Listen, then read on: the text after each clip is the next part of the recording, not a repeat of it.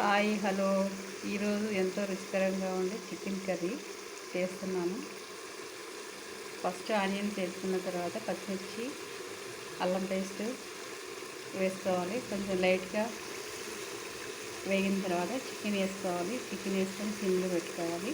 తర్వాత అల్లం వెల్లుల్లి పేస్ట్ కూడా వేసుకోవాలి. వేసుకున్న తర్వాత సిమ్లో పెట్టి లైట్గా ఉడికిన తర్వాత టమాటాలు వేసుకోవాలి. టమాటాలు వేసుకొని సిమ్లో పెట్టాలి. సిమ్లో పెట్టి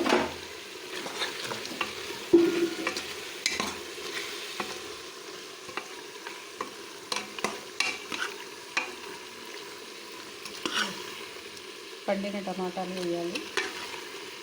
చికెన్ బాగా టేస్టీగా ఉంటుంది. ఇట్లా అయిన తర్వాత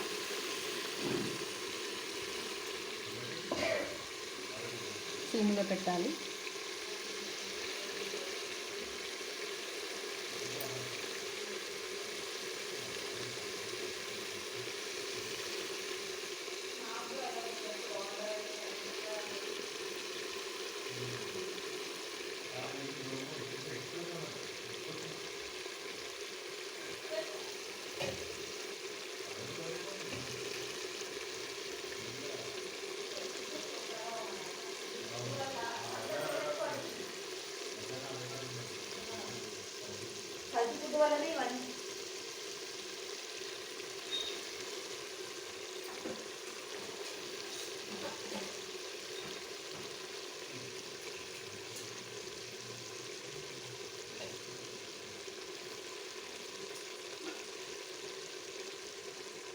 లైట్గా వాటర్ వేసుకొని సిమ్లో పెట్టుకోవాలి.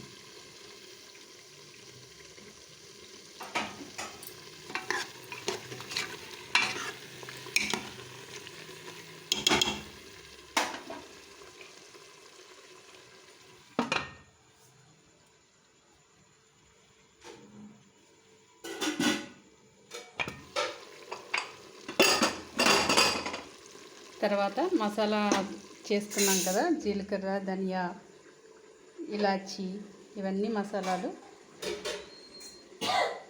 మిక్సీ పెట్టుకొని ఆ మసాలాలని దీంట్లో వేసుకోవాలి.